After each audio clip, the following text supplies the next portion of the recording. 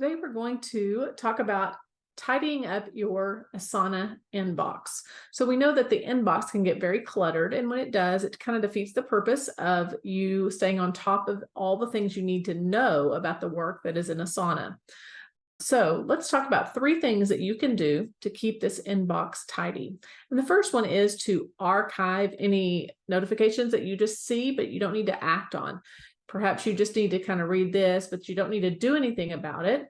So what you're going to do is going to hover over the notification itself. And on the far right, you're going to see archive notification. You can also just press the E key, but I'm going to hit archive and you're going to see that it's going to go away.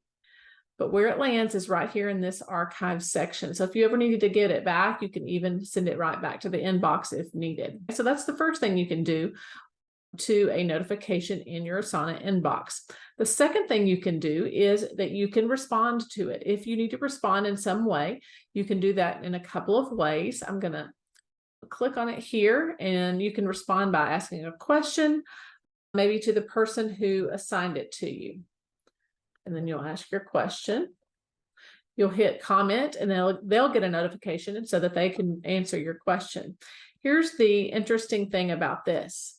Once you have asked your question, there's no reason for it to stay in your Asana inbox because it just continues to clutter. The other person will respond, and when they respond to you, you'll get another notification. So there's no reason to keep this one in your inbox. So you're going to go ahead and hit that archive key. So you're seeing a trend here. You can archive, you can respond, then archive. And the third one is that you can create a follow-up task if you need to. So let's look down at this task.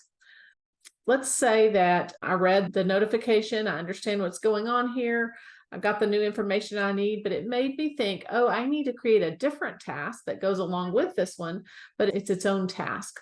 So to do that, you're going to click on this little check button with a plus sign next to it, and that's going to create a follow-up task. You can rename your task, and you can put it in a project if you need to. You can add a due date here.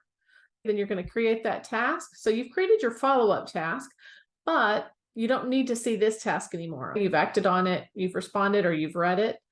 So you're going to go ahead and archive that. Same thing for this one. It's just informational. We've read it. We don't need to act on it. Or perhaps I need to just acknowledge that I saw it. So I might hit this like button. And then once I do that, I'm going to archive it. And you see that the idea here is that you get to a clean slate on your inbox. And I suggest you do this 2 to 3 times a day. It's going to keep everything clean and tidy, but it's also going to make sure that you have seen and acted on all the things that you are a part of that sit here in Asana.